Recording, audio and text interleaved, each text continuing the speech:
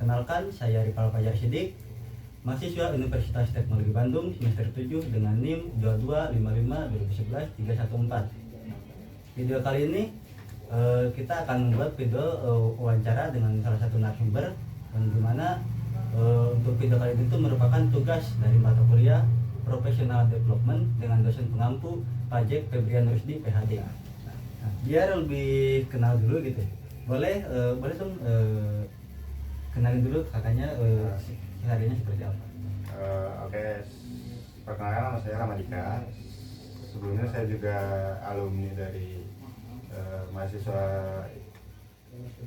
Universitas Teknologi Bandung dan alumni magang juga. Untuk saya untuk kesehariannya saya sebagai karyawan swasta di sebuah perusahaan. Baik.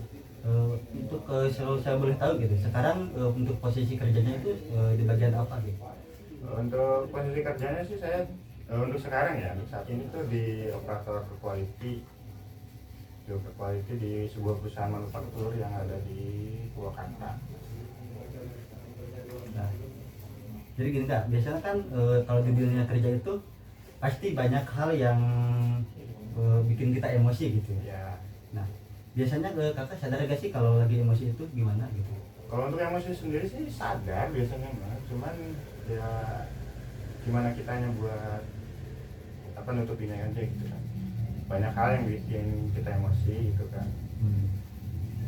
Nah, paling untuk dari banyak hal tersebut, apa sih hal yang paling sering gitu, paling sering kejadian yang bikin kakak emosi di dunia kerja itu? Untuk di quality sendiri ya mungkin ada beberapa hal yang bisa bikin emosi dan lumayan bikin emosi sih, kayak tambahan job yang ngedadak gitu kan, tiba-tiba yang harusnya kita istirahat atau di jam mau pulang harusnya kita udah prepare persiapan mau pulang, tapi tiba-tiba ada sesuatu yang harus dikerjakan gitu kan. Mau nggak mau kan kita harus mengerjakan itu terlebih dahulu, tergantung urgensinya kayak gimana gitu kan.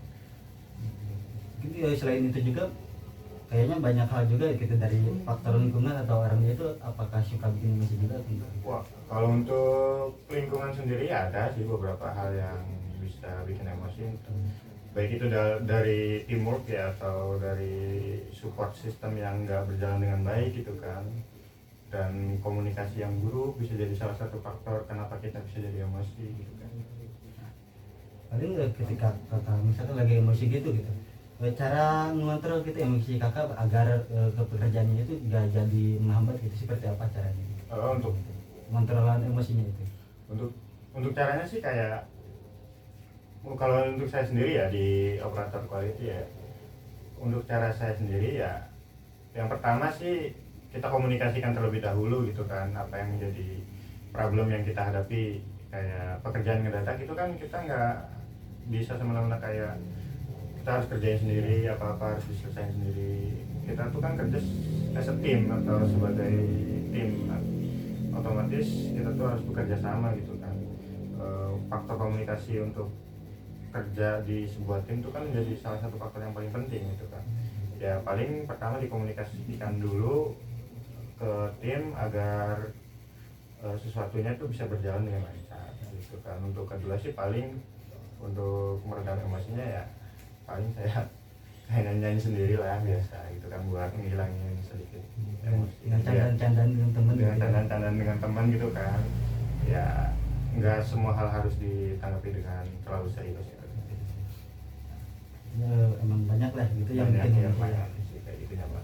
Nah, selain itu juga kakak mungkin pastinya pernah mengalami stres atau gimana gitu, atau capek banget gitu ketika kerja itu. Nah, bisa ceritain sedikit gak pengalaman yang ngalamin stres gitu di dunia itu? Untuk stres sih jarang, cuman pernah gitu kan. Untuk stres sendiri sih saya biasanya ketika saya stres itu faktor yang menghambat saya jadi kayak susah tidur gitu kan, bisa jadi faktor yang bisa cukup mengganggu lah untuk saya sendiri gitu kan. Lumayan sih kalau misalnya ada stres, kadang ada aja gitu stres. Tapi apa sih apa ya, yang paling dialami gitu dari stresnya itu, apakah dari susah tidurnya atau hal-hal yang lain gitu yang paling sering terjadi, meskipun nanti tadi bilangnya kadang gitu ya kan untuk stres, tapi yang kayaknya sering gitu. Wow, untuk kalau misalnya stres sendiri ya kayak yang sering dialami ya ketika stres gitu ya. Ya paling utama sih susah tidur gitu kan. Pasti itu kan pasti kepikiran terus gitu kan.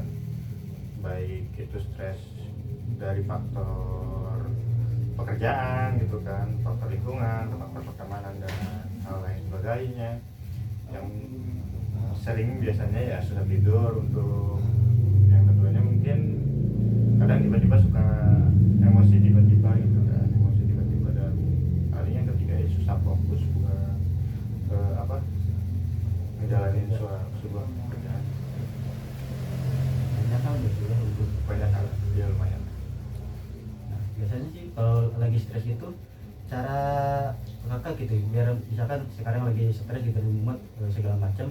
Nah, cara agar biar normal lagi gitu, biar gak mumet, biar Ke situasi normal ya. Caranya itu seperti apa sih, tips gitu? Kadang gini sih, kalau misalnya lagi stres gitu ya, ada banyak hal sih yang saya lakukan. Biasanya sih kalau misalnya lagi stres berat gitu kan, saya biasanya nggak betah gitu diem di kosan gitu kan, sambil ini gitu kan, sambil lihat ini HP atau scroll TikTok segala macam. Biasanya saya keluar gitu kan, ke teman-teman ngopi segala macam. Untuk yang pertama paling ngopi ya. Untuk yang kedua biasanya olahraga, entah itu futsal gitu kan. Biasanya kan kita futsal gitu kan bareng-bareng gitu kan, ketika lagi ada futsal kita futsal gitu kan.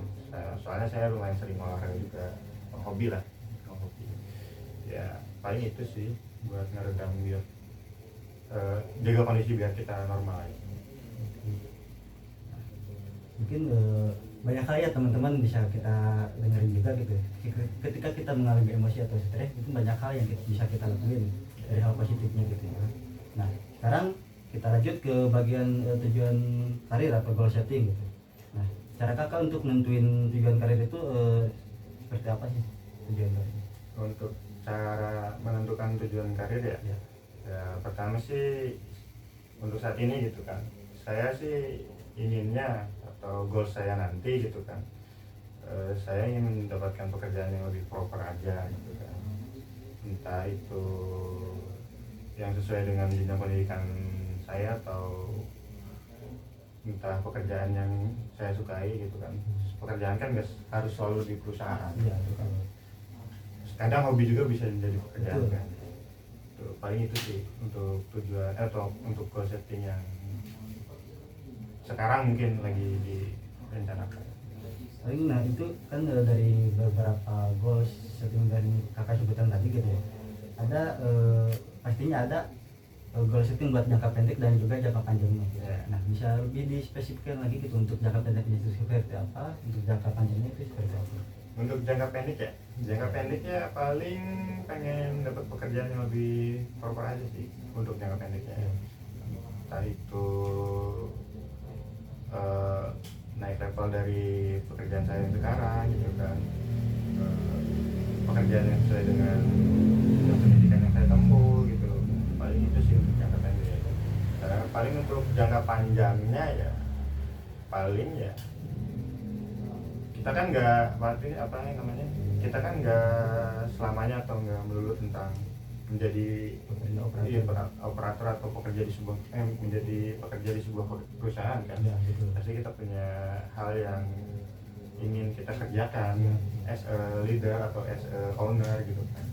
Ya paling untuk jangka panjangnya ya besar harapan saya gitu kan, pengennya saya punya usaha sendiri, entah itu coffee shop atau brand clothing gitu kan, segala macam. Soalnya saya suka produk-produk lokal. Saya juga suka berbusana gitu, entah melihat katalog-katalog produk lokal yang lumayan bagus gitu kan. Saya lumayan antusias gitu kan terhadap brand-brand lokal yang ada. Nah, untuk selain itu ya mungkin paling pengen punya usaha kopi juga, soalnya saya lumayan senang sama kopi walaupun masih pemula gitu. Ya. Sebenarnya sih itu yang jadi goals jangka panjang, nggak muluk-muluk kok. Nah paling sekarang untuk tujuannya gitu, untuk strategi untuk mencapai tujuan tadi itu ada strategi gitu. Oh, untuk strategi sendiri ya, strategi atau Ya, caranya gitu ya. gitu.